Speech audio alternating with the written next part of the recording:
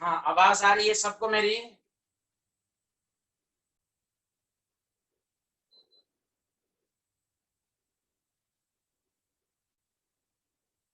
Okay, चलिए हम लोग कल लॉ ऑफ केमिकल कॉम्बिनेशन पढ़ रहे थे। आज ये खत्म होने वाला है। हम लोगों ने फ्लोरीन का एटॉमिक मास 19 चलिए, तो हम लोग क्वेश्चंस करेंगे। हम लोगों ने गे लुसाक लॉ पर कल ऑब्जेक्टिव टाइप का क्वेश्चंस किया था हम लोगों ने। आज केमिकल कॉम्बिनेशन पर क्वेश्चंस करेंगे, चैप्टर खत्म हो जाएगा। Okay,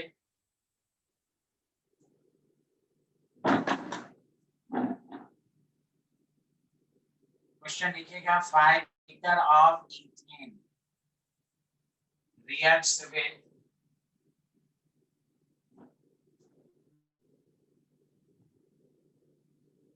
35 liter of O2.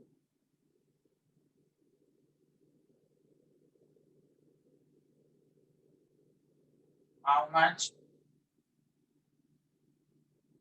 volume of carbon dioxide is formed? चलिए, आप अपने से बनाइए।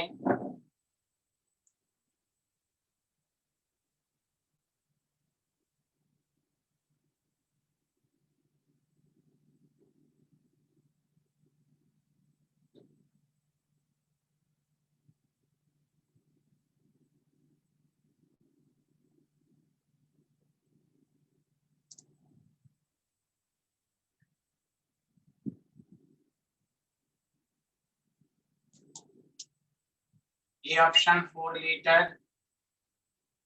B option 10 litre, C option 12 litre, D option none of this.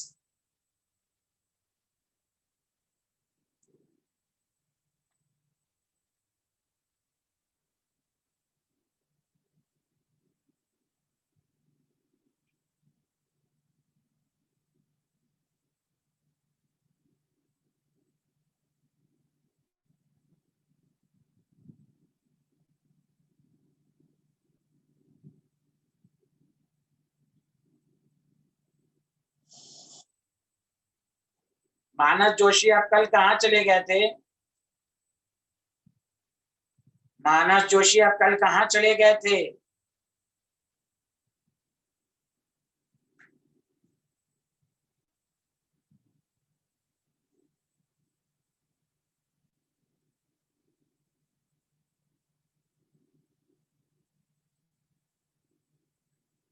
Okay okay okay okay, चलिए। हाँ, चलिए खसपाल, सारे लोग आंसर दें, इसका आंसर दें।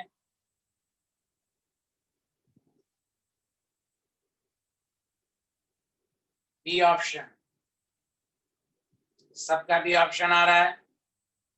Thank you. इसमें भी लिमिटिंग रिएक्टेंट का कंसेप्ट है, याद रखिए। एनसीईआरटी ने एक क्वेश्चन दिया है इस पर, आपको मैं प्रैक्टिस करा रहा हूं कि आपको कॉम्बिनेशन के भी क्वेश्चन सॉल्व हो। पहला काम C2H6 10 litre is the correct answer, plus O2 पहला काम CO2 प्लस H2O लिक्विड। यहाँ लिक्विड की बात तो होगी नहीं, तो हम बैलेंस कर लेंगे।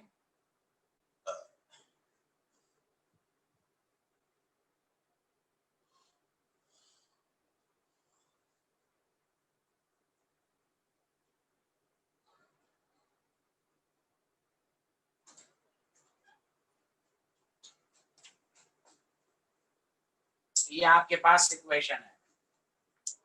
देखिए 2v है, यहाँ 7v है और यहाँ 4v है, according to Gay Lussac law.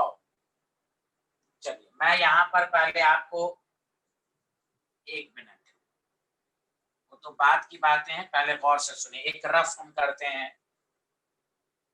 According to C2H6 2v is equal to 5,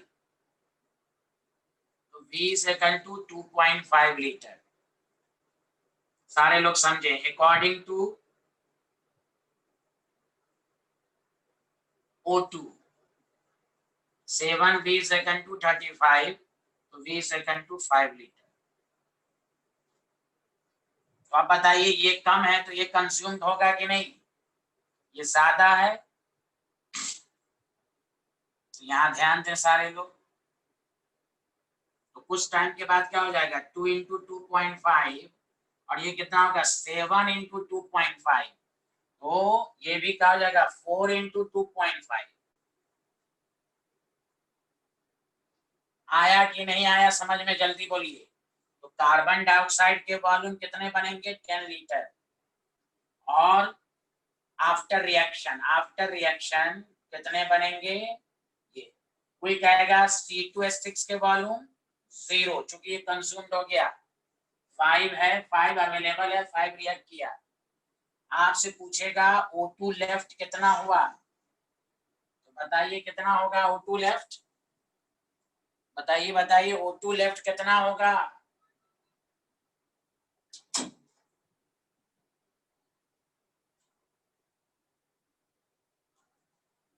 17.5 ही होगा कि नहीं, तो बताइए सबको समझ में आया कि नहीं आया, जल्दी बताइए। तो answer 10 litre is the answer. ये सबको अच्छे से समझ में आया कि जब अमाउंट डिफरेंट रहे ना तो आप इस तरह रफ डायग्राम कर लो, this is limiting reactant, limiting reactant. हाँ, इसीलिए ये पहले एनसीईआरटी में पहले दिया है, हम आपको बाद में इसलिए पढ़ा रहे हैं इसको, चूंकि न्यूमेरिकल समझाने के लिए जरूरी है लिमिटिंग रिएक्टेंट का मामला, कि आपको समझ में आए। चलिए आगे बढ़ें एक बार फिर से, चलिए ठीक है एक बार फिर से।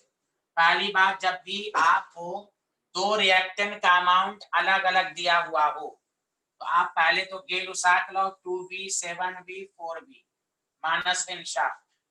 अब C2H6 के अकॉर्डिंग चलिए 2V, तो यहाँ पर 2V is equal to 5 2.5 litre है, V is equal to क्या 2.5, और according to O2 7V 35 V is equal to 5, तो कम कौन है, ये पूरी तरह कंज्यूम्ड हो जाएगा ना, समझ बात आ रही है कि नहीं। तो वही कह रहा 5 लीटर हो और 35 लीटर हो, तो आपको याद रखिए कार्बन डाइऑक्साइड कितना बना वो C2H6 डिसाइड करेगा। इसीलिए आपको देखिए 5 है, रिएक्ट किया 5 अवेलेबल है, तो 5 माइनस आफ्टर रिएक्शन C2H6 का वॉल्यूम कितना बचेगा 0। प्रोडक्ट की फॉर्मेशन किस पर होगी, कार्बन डाइऑक्साइड 2.5। बोलिए मानस निशा।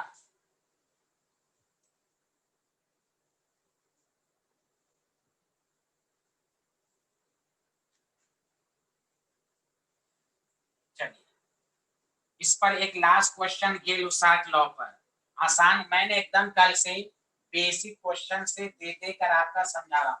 हर चीज समझ में आया सबको, ये क्वेश्चन समझ में आया कि नहीं यश, अच्छा सबका तो आंसर आ भी गया था,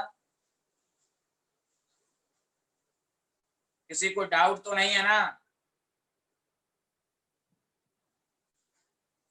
मैं इसी पर एक क्वेश्चन दे रहा हूं, 200 millilitre of C2H2 reacts with, एकदम इसी पर दे रहा हूं, सब लोग कीजिए, reacts with 500 ml of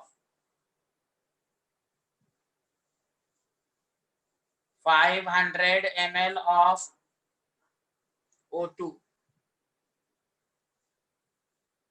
what volume of carbon dioxide gas is formed, और यहाँ पर एंड वाटर गैस दिए, यहाँ पर जो वाटर है वो गैस लिखे हुआ है, आर फॉर्म। चलिए आराम से कीजिए सारे लोग, सबको समझ में आएगा। पहला काम बैलेंस कीजिए, C2H6 gas plus O2 gas, CO2 gas plus H2O gas, यहाँ पर गैस है, गेल-लुसाक लॉ गैस के लिए ही वैलिड होता है।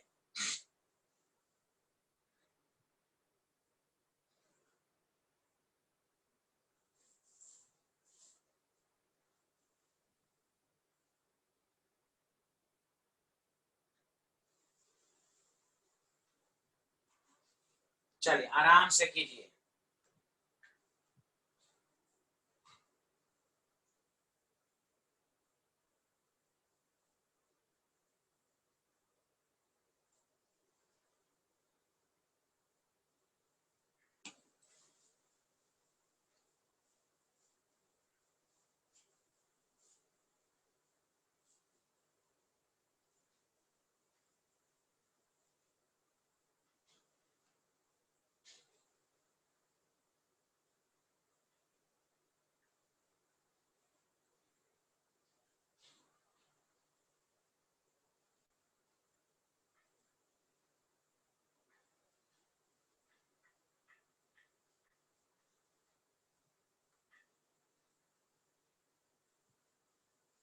हाँ 200 ml है, 200 ml है।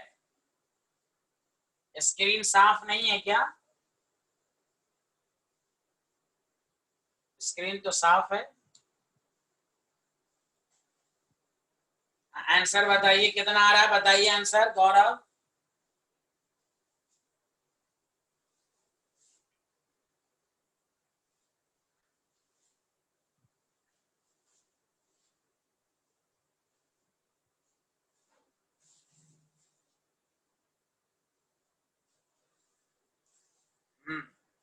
कार्बन डाइऑक्साइड का वॉल्यूम आपका आ जाएगा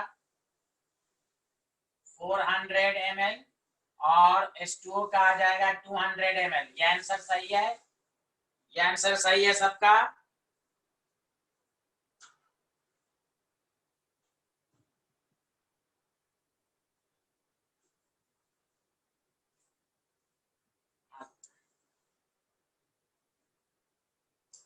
चलिए आप देखिए again, गै-लुसाक law 2V 5V 4V 2V। हाँ वेरी गुड। एक रफ डायग्राम समझने के लिए, according to C2H2 2V is equal to 200, V is equal to 100 ml। According to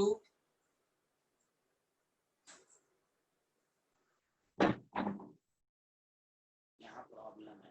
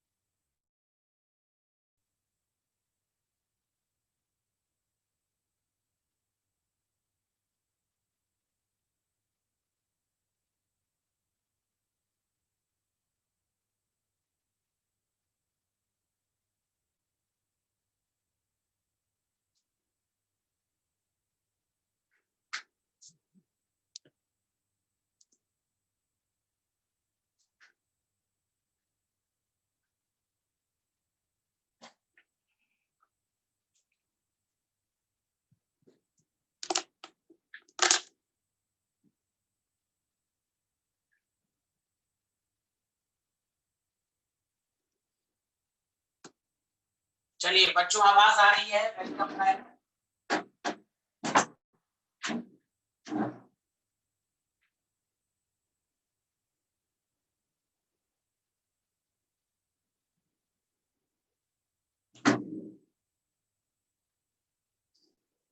हाँ, आवाज आ रही है सबको? चलिए, हाँ ठीक है। तो अभी हम लोग जो क्वेश्चंस कर रहे थे,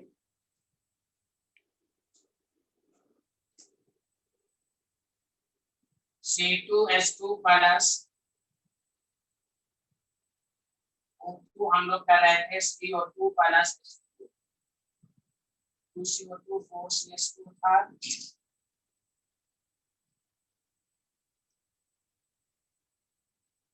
एंड 5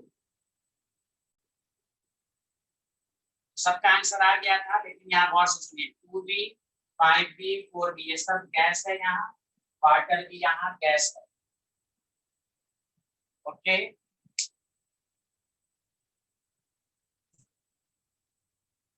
हमने आपको सिखाया कि रफ वर्क में समझने के लिए 2V is equal to 200 ml है, तो V is equal to 100 ml हो जाएगा according to ethane ethyne C2H2। According to आपके पास O2 है, तो यहाँ आपके पास क्या है, 5B is equal to 500, तो V is equal to 100 ml। तो बताइए, यहाँ पर ये भी 100, ये भी 100, तो यहाँ पर भी 2 into 100, 5 into 100, तो ये भी कितना हो जाएगा, 4 into 100। V की वैल्यू जो है वो आप पुट कर दीजिए, यहाँ भी V कितना हो जाएगा, 100। तो वॉल्यूम ऑफ वाटर क्या होगा, 200 ml। वॉल्यूम ऑफ CO2 कितना होगा, 4 into 100, 400 ml। अच्छा, सारे लोग बताइए वॉल्यूम ऑफ C2H2 क्या होगा और वॉल्यूम ऑफ O2 क्या होगा, सारे लोग बताइए। आफ्टर जब रिएक्शन कंप्लीट होगा तो दोनों का वॉल्यूम बताइए सारे लोग। हाँ, वेरी गुड, 0 एंड 0। मानव जोशी आया समझ में सबको?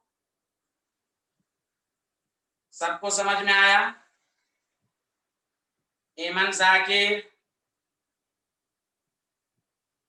मानस बिनशा, तौसीफ, तुफैल। अच्छा, आप लोग लेट से आए हैं, चलिए कोई बात नहीं है।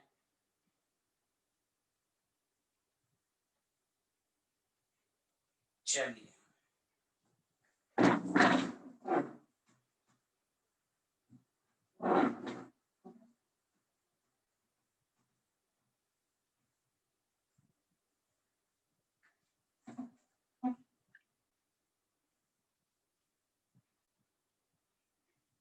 चलिए अब एक बहुत इंपॉर्टेंट क्वेश्चन है जो कि स्कूल लेवल पर देता है प्रूफ करने के लिए।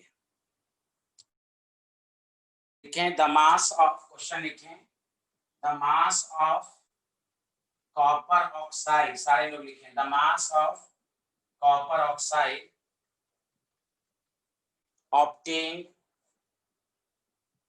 obtained by the heating of, सारे लोग लिखें, सबको समझ में आएगा, by the heating of 2.16 gram metallic copper with nitric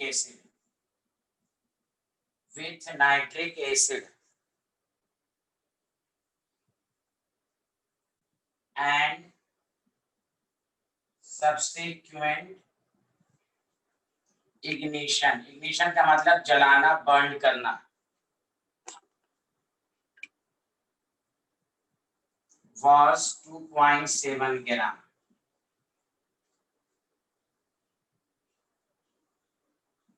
In another experiment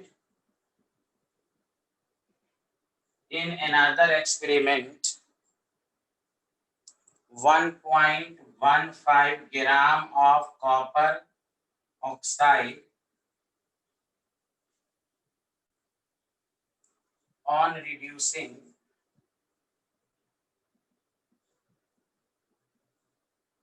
yielding 0.92 gram of copper। shows that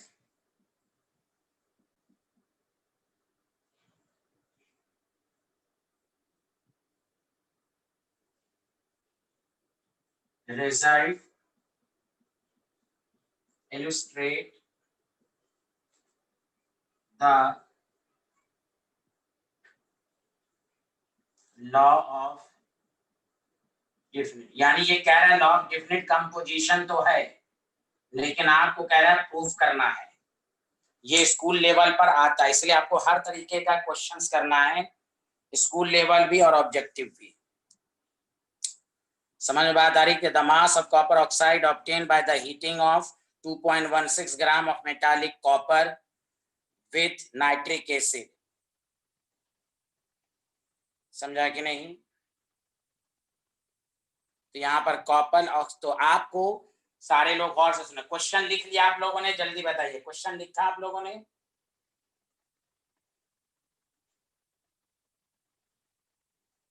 सारे लोगों ने क्वेश्चन लिख लिया?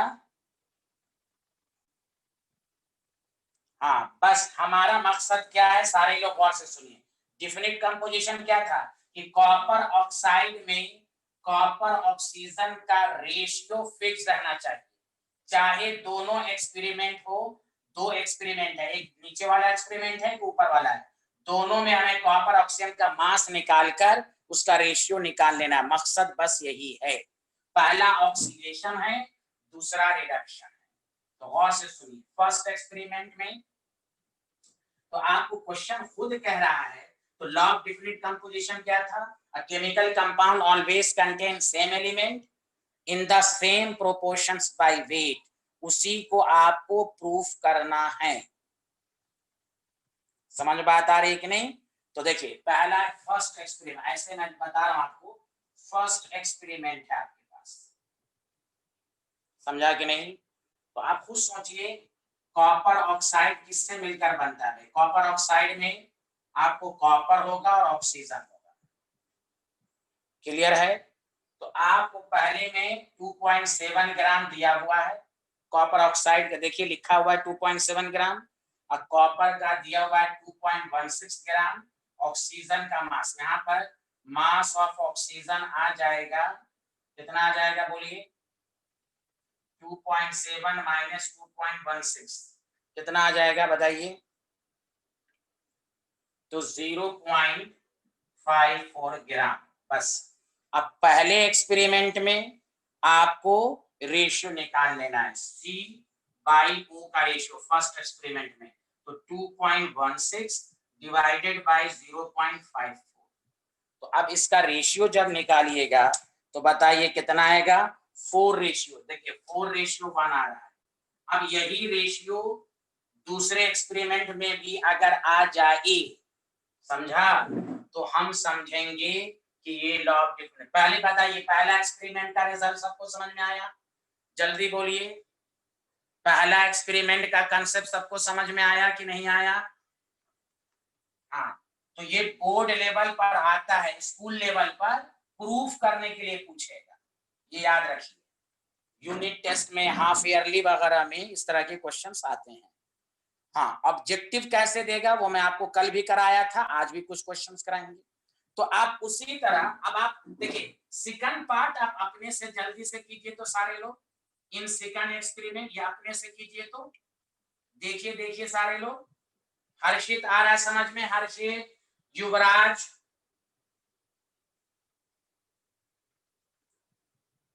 गौरव साहू, यश, उजैर, सेकंड एक्सपेरिमेंट में अपने से निकालिए। मैं देखना चाहता हूं आपको, सेकंड एक्सपेरिमेंट में अपने से निकालिए तो। हाँ, वेरी गुड, सेकंड एक्सपेरिमेंट में अपने से निकालिए।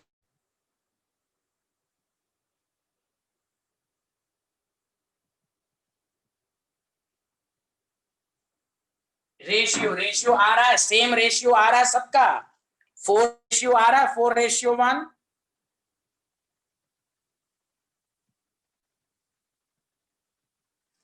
हाँ, बस ये दिखने में बड़ा क्वेश्चन रहेगा स्कूल के एग्जाम में।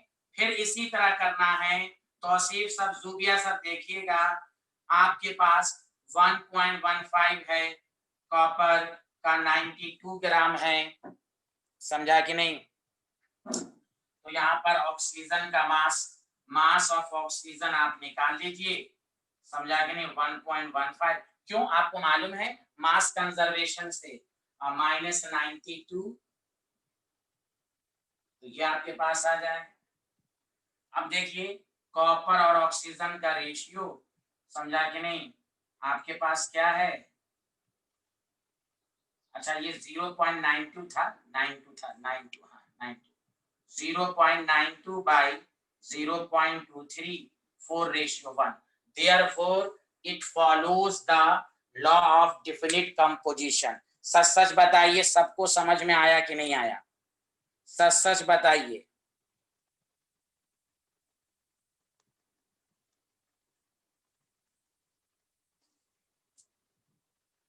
Very good.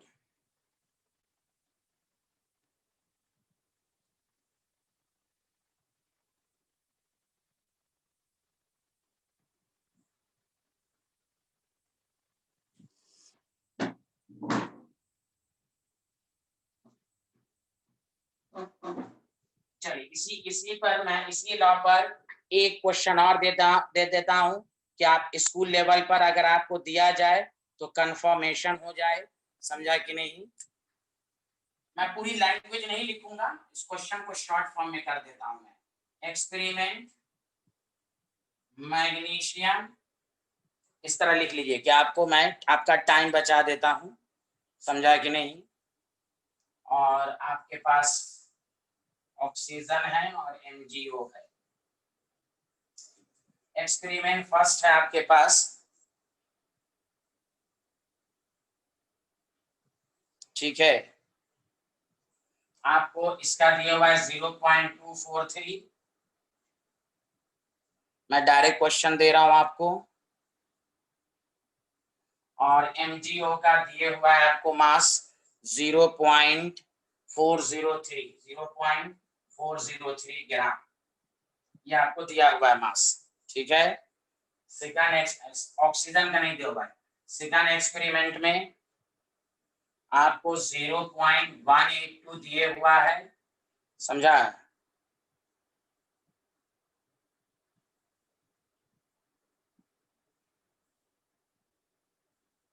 उसके बाद आपको दिए हुआ है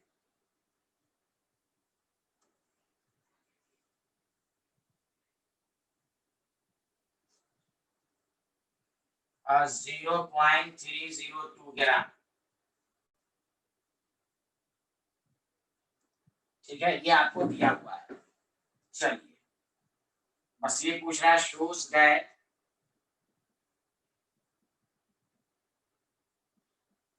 these data follows law of definite composition। चलिए बनाइए।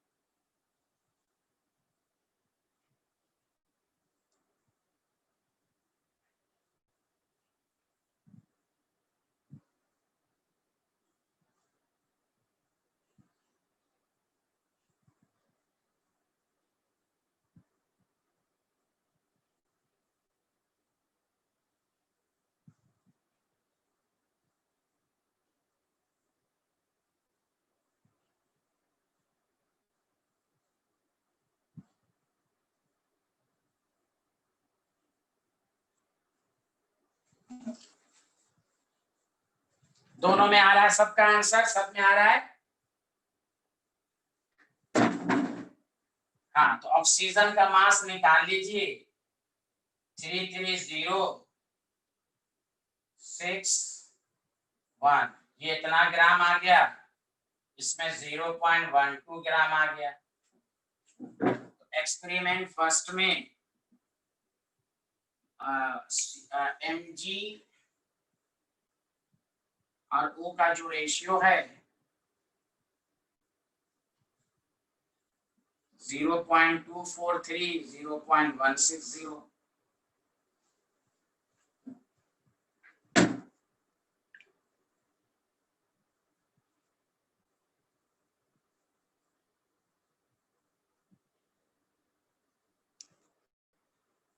तो ये कितना आ रहा है, 3/2 आ रहा है भाई। उसी तरह एक्सपेरिमेंट 1 सेकंड में mg और ऑक्सीजन का जो रेशियो है वो 0.182 बाई 0.120। ये भी आपके पास 3:2 आएगा। बोलिए सही है? बोलिए सबको समझ में आया कि नहीं आया, जल्दी बोलिए।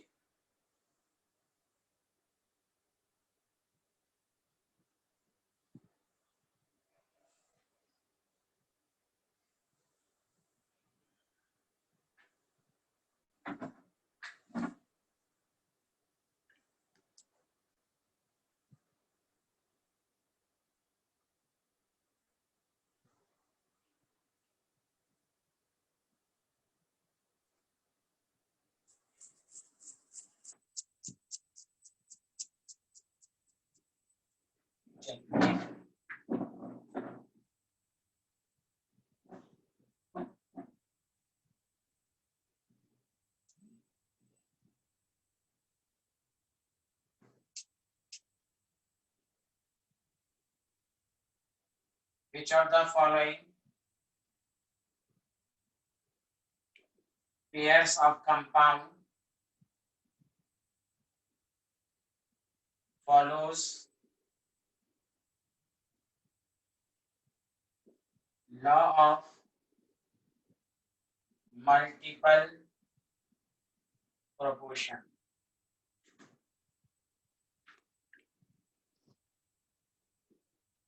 NH3 NCl3, B है H2S and SO2, C है CuO and Cu2O, D है CH2 and FeSO4। चलिए सारे लोग आंसर दीजिए।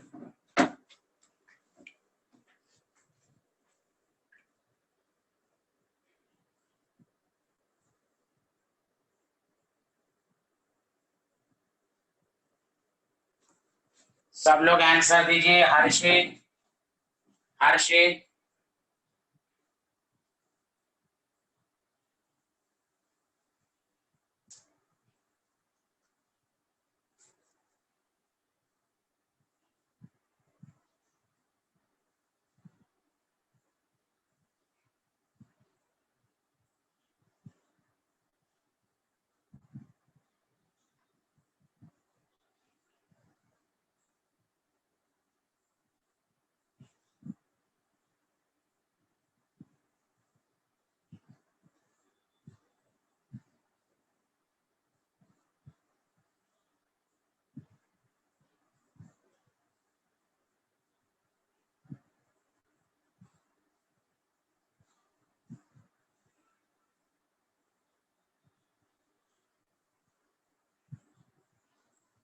क्लियर है सबको? तो कौन सा आंसर होगा बताइए?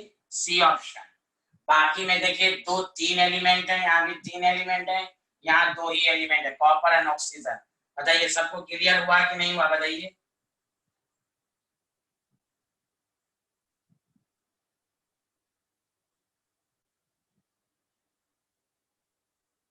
अच्छा आप लोग बताइए जल्दी से, डाल्टन्स एटॉमिक थ्योरी सबको आती है या नहीं आती? डाल्टन्स एटॉमिक थ्योरी आती है सबको? डाल्टन्स एटॉमिक थ्योरी आती है ना? हाँ, एनसीईआरटी में दिया हुआ है, समझा कि नहीं? बहुत आसान है। आपको मालूम है कि उन्होंने कहा था कि भाई matter consist of individual atom, समझा कि नहीं? यानी उन्होंने कहा था कि एटम को हम 2 मिनट बस सुन लीजिए, उसके बाद बस लिखना नहीं है, वो आपको सबको याद है। उन्होंने कहा था कि एटम को हम डिवाइड ब्रेक नहीं कर सके, इंडिविजिबल पार्टिकल।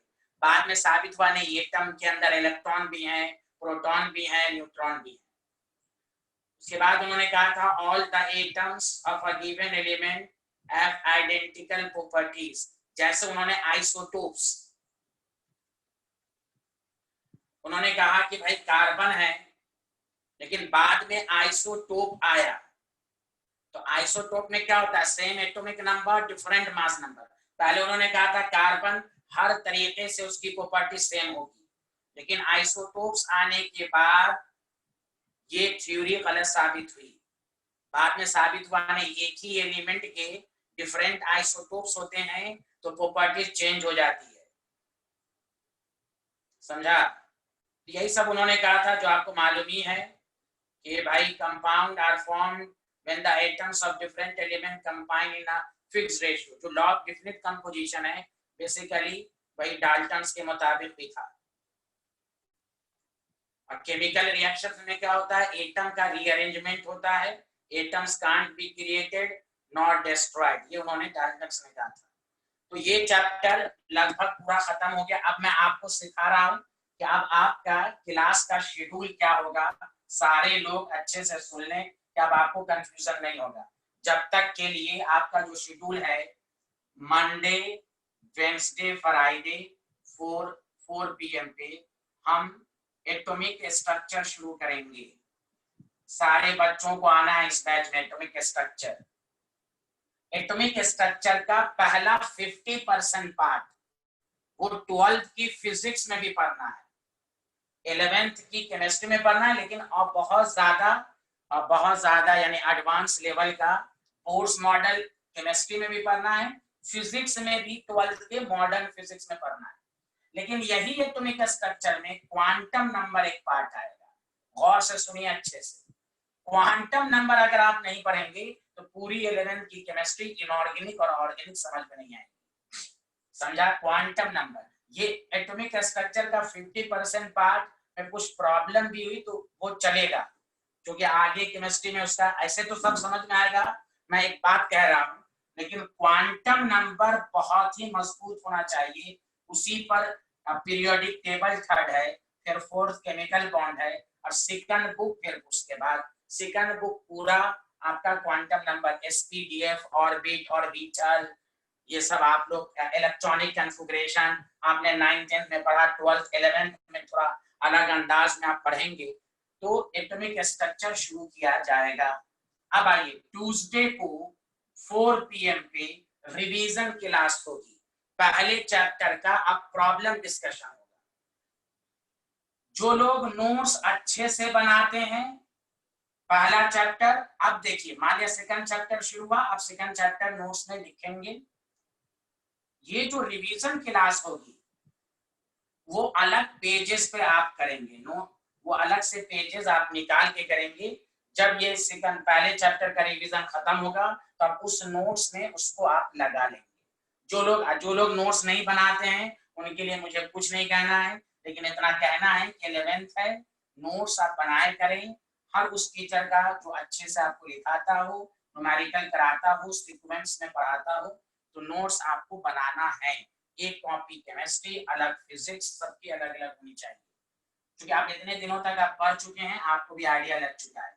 तो नेक्स्ट क्लास में हम लोग एटॉमिक स्ट्रक्चर शुरू करेंगे फ्राइडे को। ये शेड्यूल है, ये MWF में एटॉमिक स्ट्रक्चर एकदम, इसमें पीछे का कोई कंसेप्ट नहीं है, पहले चैप्टर से का कोई कंसेप्ट नहीं है इसमें। इसलिए ये नहीं कि पहला छूट गया तो हमको नहीं आएगा, थोड़ा बहुत भी कुछ नहीं है। मूल तो आप जानते ही है, मूल कैसे निकालते हैं, वो तो हर जगह इस्तेमाल होगा, मूल का इस्तेमाल है। इस चैप्टर में न्यूमेरिकल भी बहुत है और कंसेप्चुअल पार्ट बहुत ज्यादा पढ़ना आपको, और खासकर क्वांटम नंबर से क्लास आपकी मिस होनी ही नहीं चाहिए। ये शहर टॉपिक है, शहर जिसको कहते हैं, मेनली 3rd 4th चैप्टर पूरा क्वांटम नंबर पर है।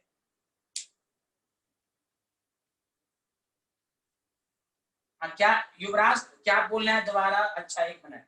नोट्स आप अच्छे से बनाइए, जो आप जैसे मैं लिखाता हूँ आप उसको शॉर्ट नोट्स बनाना हो तो ट्यूसडे बेस्ट है ना। ट्यूसडे क्या? हाँ, नहीं नहीं शॉर्ट नोट्स नहीं है, वो शॉर्ट नोट्स नहीं होगा। जो मैं समझ गया। ठीक है युवराज, मैं बता देता हूँ कैसे। एक तो जो मैंने पढ़ाया वो आप अलग से, आप अगर पहले चैप्टर का नहीं बनाए हैं, हर्षित वगैरह है, मानस जोशी लोग शुरू से पढ़ रहे हैं, आप उनसे पीडीएफ फाइल बनवा लीजिए। पहला चैप्टर का अगर आपने नहीं बनाया कोई बात नहीं है, लेकिन सेकंड चैप्टर से नोट्स बनाइए। और ये जो हम पहले चैप्टर का रिवीजन, चूंकि देखिए अब हम मोल पढ़ा चुके, मोलारिटी वगैरह भी पढ़ा चुके, सब पढ़ा चुके। अब हम चाहते हैं कि दूसरा चैप्टर भी आगे होता रहे, और इस चैप्टर में जो कुछ भी कमी है, previous year problem, school level, यानी अब हम मिक्सअप क्वेश्चंस कराएंगे। पहले था कि टॉपिक वाइज था, तो आपको टॉपिक वाइज समझाना था। अब क्या है, मिक्सअप क्वेश्चन, उससे आपका पहले चैप्टर का रिवीजन भी होता रहेगा, मूल के भी क्वेश्चन करेंगे, फिर दूसरा मोलारिटी का हो जाएगा। इससे आपकी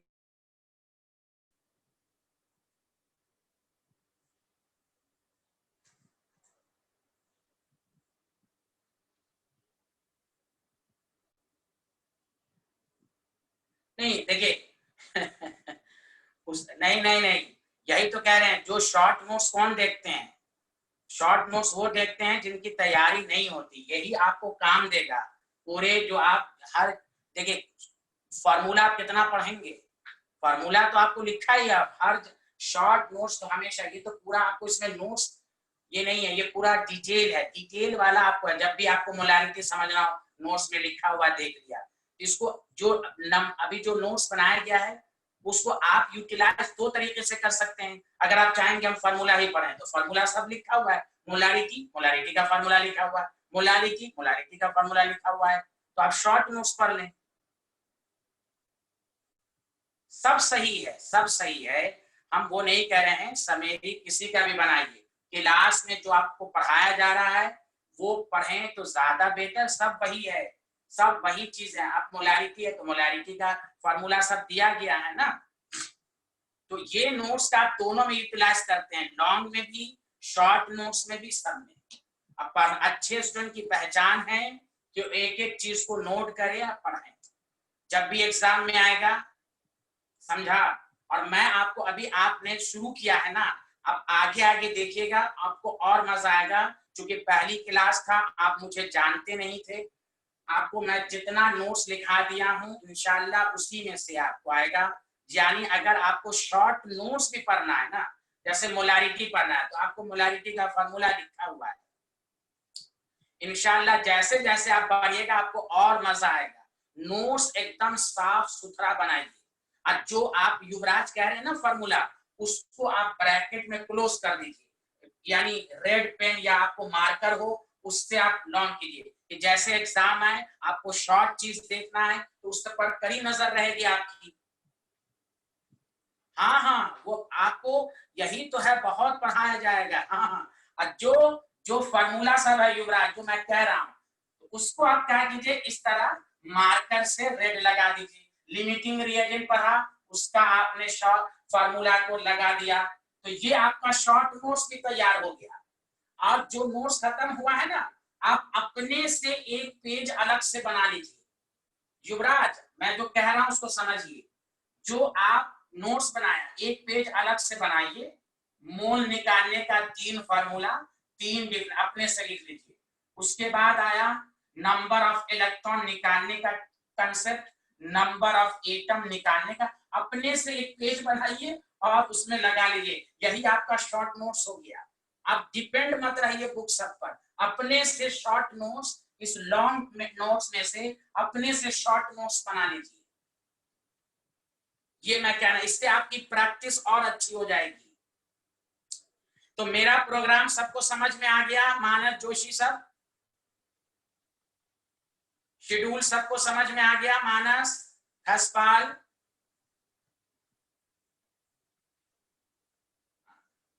तो अब देखिएगा, घबराइएगा नहीं, ये पहले चैप्टर में टाइम लगा है, अब सेकंड पर अगर आप पढ़ है तो इंशाल्लाह थर्ड फोर्थ में टाइम नहीं लगता है। शुरू में आप बच्चे भी नए होते हैं, टीचर भी नए होते हैं, थोड़ा सा समझने में टाइम लगता है, तो इसीलिए घबराइएगा नहीं। सिलेबस की बहुत फिक्र है हमें, आपको टाइम पर खत्म करके देंगे। इसको निगेटिव पॉइंट में नहीं लेना है कितना लंबा, क्योंकि नए नए स्टूडेंट होते हैं, टीचर भी नए होते हैं।